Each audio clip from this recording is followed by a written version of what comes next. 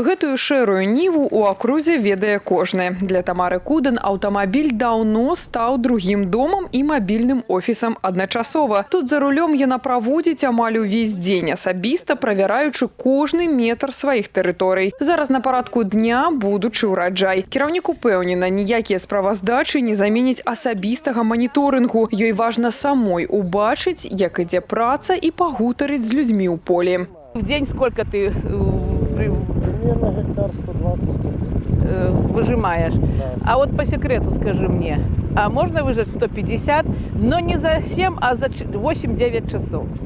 Ну, можно выжать, но это еще от расстояния. Да. Если на месте, то да, можно. Нет. І калі сёння працоўныя працэсы ідуць як па масле, то пачатак шляху Тамары Кудан быў выпрабаваннем на трываласць. Пасля аварыі на ЧАЭС будучыня гэтых месцаў здавалася туманнай. Многія з'язджалі ў пошуках бяспекі. Вырашальным момантам, які даў сілы працаваць далей, стаў візіт прэзідэнта. Асабіста, прыехаўшы на Брагінскую зямлю, кіраўнік дзяржавы запэўніў – гэтым раёнам жыць. Когда приехал Александр Григорьевич, и он посетил деревню Савичи.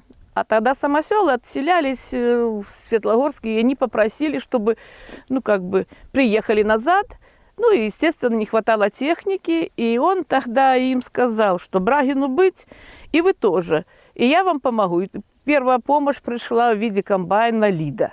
Представляете, какое это было этим людям, радость какая. На мяжы стагоддзяў, калі пісалася новая гісторыя аграпрамысловага комплексу Брагіншчыны, ў залаты фонд яе імёнаў трывала ўвайшла дынастыя Кудан. Побач з Тамарай Сямёнаўнай заўсёды было надзейнае плячо мужа Пятра Михайловича, які таксама прысвяціў сельгасвытворчасці лепшыя гады свайго жыцця. Адразу пасля вяселля ў 1987 годзе яны падымалі гаспадарку ў самыя няпростыя часы. Сёння праз 40 гадоў пасля аварыі на ЧАЭС муж і жонка з упэўненасцю кажуць, адзіны дух і агульная вера ў справу дапамаглі адрадзіць жыццё там, дзе калісьці многія паспяшаліся паставіць крыж. Построили большой дом культуры, современнейший. Там было и правление колхоза, и библиотека, и почта, и ряд учреждений таких.